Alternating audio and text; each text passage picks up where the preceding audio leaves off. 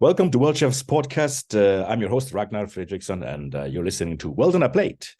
Just to give you a quick update of a very important event that is coming up. You might have noticed Worldchefs Congress and Expo taking place in Singapore in October 2024. Why I'm saying this now is because we have a very special early bird rate. So if you book now, and you have until the end of the year to book, and you save 300 euros on your delegate ticket, on your adult delegate ticket, and even we have a better rate for the young chefs. And so check it out, because it's very important that you look at this now. Is that we just launched we have got some great rates on hotel rooms, and you know Singapore is a busy town, and hotels get full, so you better act quickly, get your hotels booked, get your early bird discount. And so you're really ready for the action taking place in October. And we're going to talk a little bit more about what exactly you're going to discover at Worldchefs Congress, because I have with me here Eric Neo, president of the Singapore Chef Associations. Hey, welcome to the show, Eric. Good to have you. Hi, Ragnar. Thank you for having me. Thank you. A pleasure to see you, my friend. And so just before we go and talk a little bit about talk in details about Singapore, your Congress, and all that you have in mind for the chefs. Just want to have a little bit of housekeeping so everybody is aware that for those who have been to a Worldchefs Congress before, we're changing the format a little bit. So we'll start on the 20th of October. We're going to have a full day Congress sessions at the Marina Bay Sands, the beautiful place with the boat on the top. So nobody will miss that. And we're going to have that like a full day keynote speakers, panel discussions, some breakout sessions, really bring everybody together. And after those 3 days of Congress, this is where we start the expo. This is where we start the Global Chef Challenge. And it's going to take place at Asia's top food show. For me, one of the world's top food shows is the FAJ, Food and Hotel Asia. This is where we're going to have a huge setup for World Chefs with the Global Chef Challenge, obviously, a World Chef Village, all the partner village, special VIP lounge for our delegates. So you can really discover like Singapore for a whole 5 days of it. So before we talk more about Singapore and all that you have to discover, I just want to bring Eric here back, and I want to hear it from Eric. You don't want to take it from me. So Eric, hey, tell us, Eric. So you are the president of the Singapore Chef Association. Maybe tell us a little bit about yourself. You know, what do you do in your day job when you're not working for the chefs in the association? All right. So my name is Eric Neo. I'm the current president of the Singapore Chef Association. I've been with the association for close to 20 years. And apart from the job that I do for the Singapore chefs industry, I'm also a full-time executive chef at the Capella Hotel in Sentosa. And I juggle in between my full-time work and my commitment to the association. And I've been doing that for the past 20 years in different portfolios. I've done membership, social activities, vice president, and then finally president for the past 3 years. Yeah, I mean, it goes a long way back, and so you know a lot of our members in the association. And this is not the first time Singapore has the Congress, is it? I mean, you are Singapore born, right? You were born in Singapore. Yes. And I'm Singapore where did you born. start? How did you get involved in all this association and competition? I remember the time I was like 23 years old, and I attended Food and Hotel Asia. Food and Hotel Asia is one of the Asia's largest food show with international companies, chefs competition, individual team challenges. So I visited one of the show when I was about 23, and then I was inspired to become a member of the association, how to rub shoulders, how to learn from the senior chefs from all around the world, how to do networking. And ever since, I have not turned back. Wow. I have made lots of friends around the world and learned a lot from them. That's an amazing thing, because we see this as like a positive circle, because you have the young guys in your association. We know Jasper and so many of them, Kelvin, Alvin, and so you have so many of them, and like this is actually you giving back to them to take the torch from here. And it's really great to see how strong. And just for our audience, those of you who are not in as an association, like this is why you have to sign up. And I agree with you, Eric. Food and Hotel Asia, even for me, I've been there many years, is such an inspiring show. And this is where we have the Global Chef Challenge. So it's a really good reason for everybody to get their tickets and meet us in Singapore. Hey, so what, I mean, this is not the first time that Singapore has had the Congress. What does it mean to you guys now to again invite all the chefs in Singapore in 2024? So this is a very special moment. When we bid for the Congress 2 years ago, what inspired us was that the last Congress in Singapore was 30 years ago. So we thought it's time that we bring the Congress back to Singapore, showcase what the talents of Singapore chefs has to offer, because 30 years from now, a lot have changed. The city is a modern city. There are lots of celebrity chefs, restaurants here, and also it coincides with Food and Hotel Asia. So that would be, thought that would be a full week of excitement from, like you say, the speakers, the networking, the interactions, as well as into Food and Hotel, the Global Chef Challenges. Yeah. I mean, there is so much to discover in Singapore. What do you think? Well, like, people will discover when they come to Singapore, when they apart from the Congress and the FHA, the Food and Hotel Asia, whether it's a must see, but the city itself. The city itself is also very exciting and vibrant.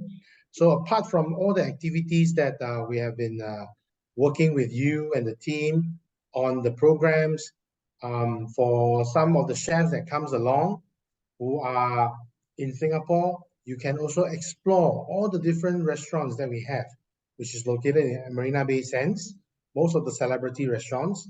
We have also a few 3-star Michelin restaurants that is worth going. Apart from that, also look into our famous local food scene. Our local cuisine are well known globally.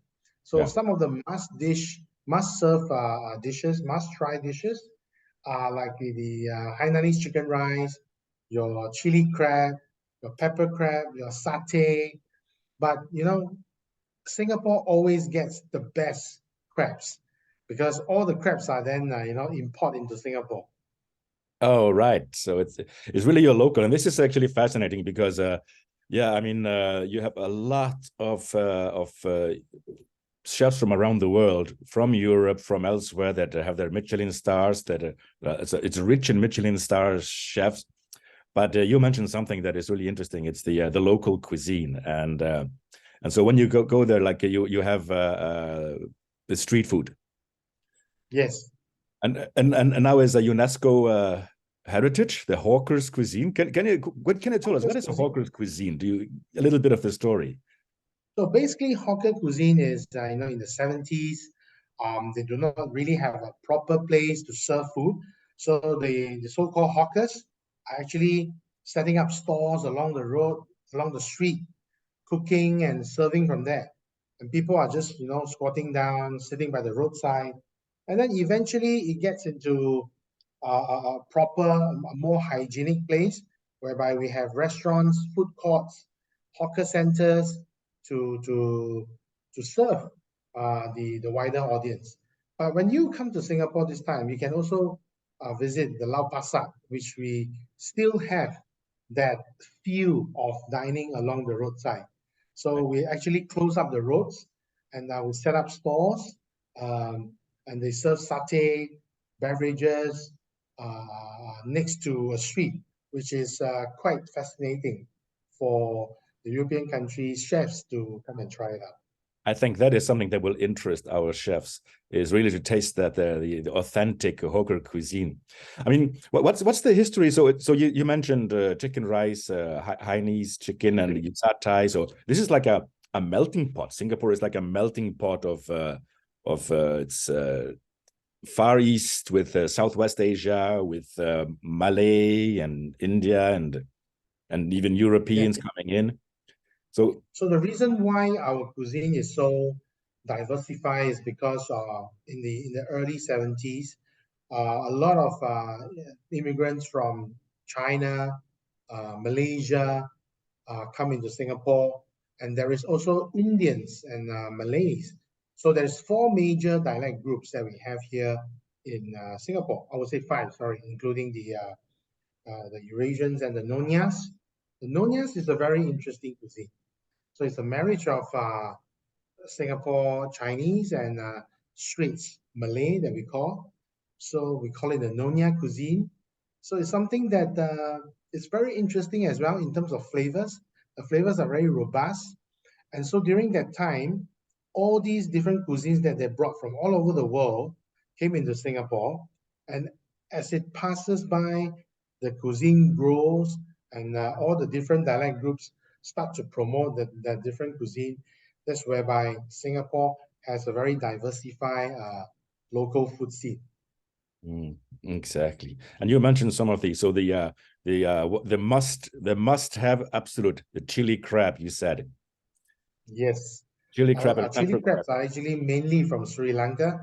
Huge crabs, meaty mud crabs, cooked in a savory, spicy, tangy sauce, which is uniquely to Singapore. Yeah. And where do you find those? You have to go down to the Bay Area, or?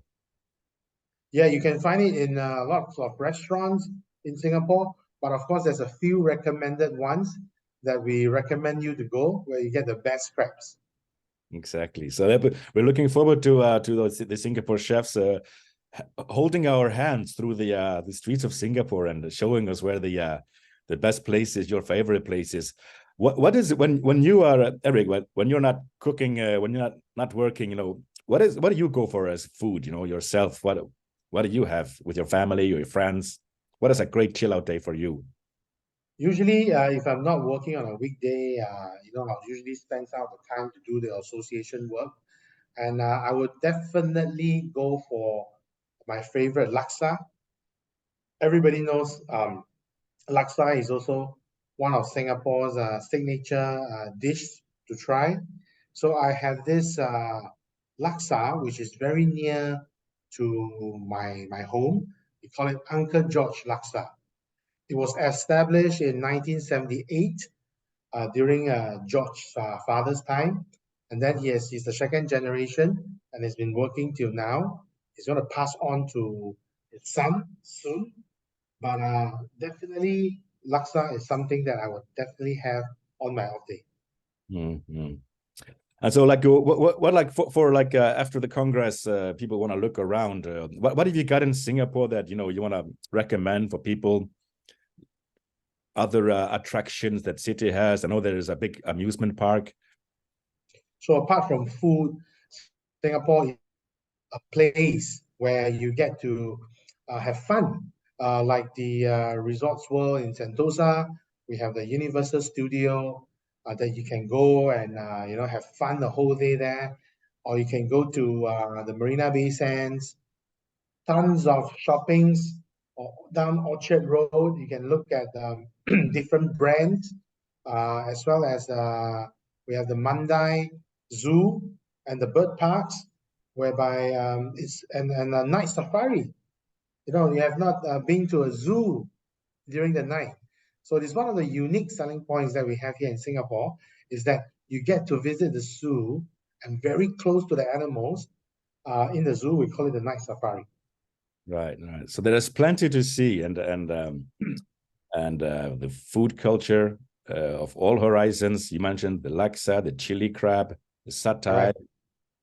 So when you come to Singapore, it's endless. You have food, you can do shopping, you can visit amusement parks, as well as the zoos, and of course you can visit the different restaurants and bars that we have. Absolutely. Yeah, it's a busy city, and there's a lot of wine bars, and there's a lot of outside areas to walk. I mean, Clark Keys, and That's right.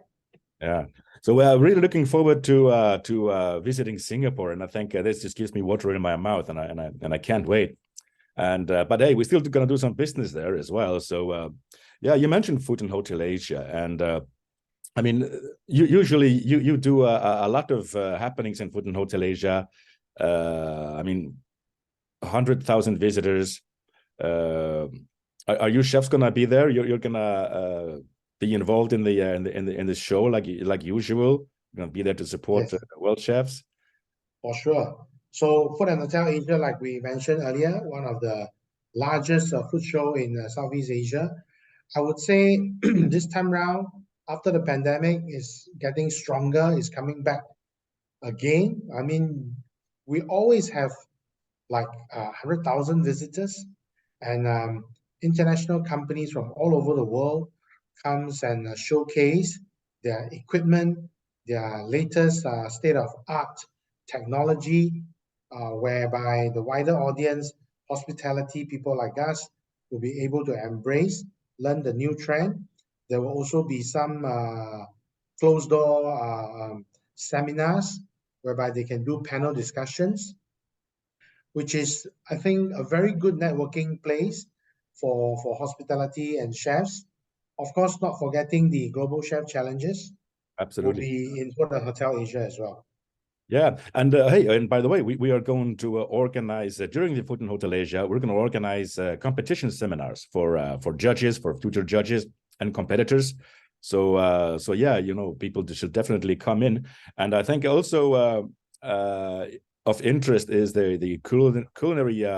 Sorry, the Pastry World Cup Asia will be at the same time. So you know.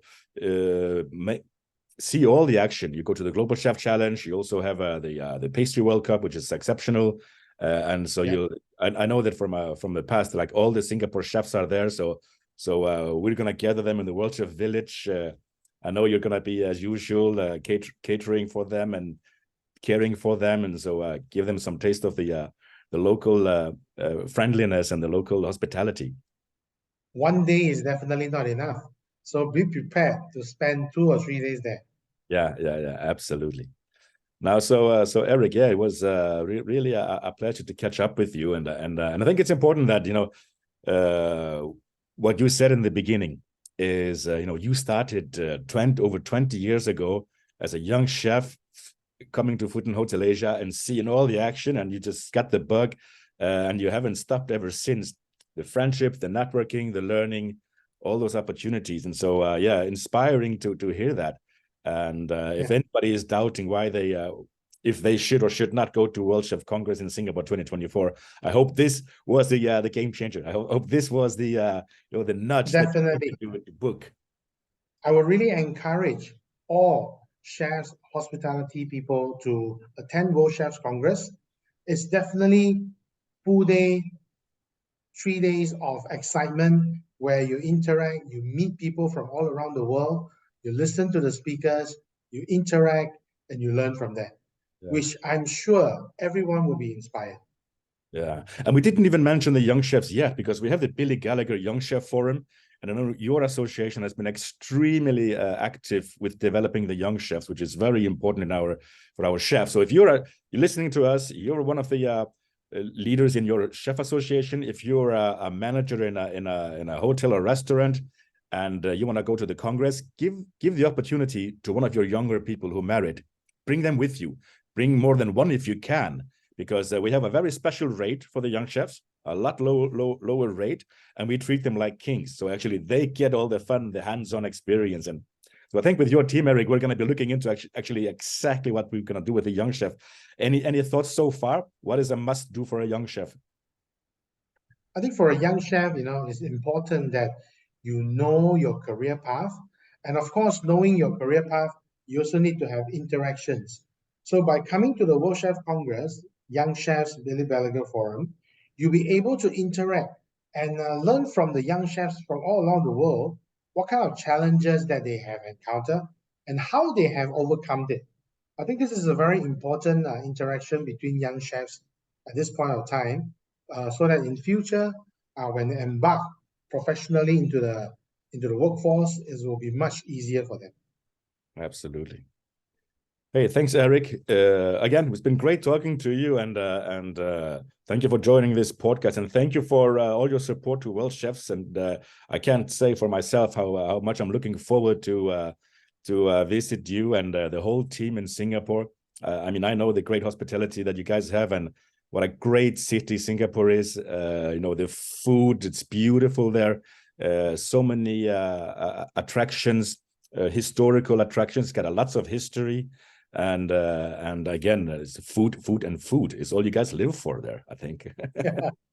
We're also looking forward to welcoming the board to Singapore as well. So yes, and of course, from all over the world. All chefs from all over the world. Yeah, let's get all the chefs together. It's going to be an amazing thing. So thank you, Eric. Thank you again. And I want to thank you for listening. Thank you, and thank you for listening in. So we'll put the link on this podcast where you can find registration on a special rate. We have a special early bird right now. You save 300 euros of a full package. That comes with lunches and social events, dinners, gala dinner, and access to the VIP lounge at the Fulton Hotel Asia, where we'll be there to cater for you. So you really get the full experience of Singapore with all the chefs. And what better way to get experience Singapore than with the chefs? So thank you for listening, and don't forget, go to the Congress website and book your hotel rooms as well, because they're going to be scarce, and so get the great rates. We've got great rates negotiated for you, so don't miss out on that. And otherwise, just thank you for listening in, and join you in 2 weeks' time, and definitely see you in Singapore. Right, Eric? Thank you. Please book early, and see you in Singapore. See you in Singapore. Thank you very much, and take care, everybody. Bye-bye. Bye.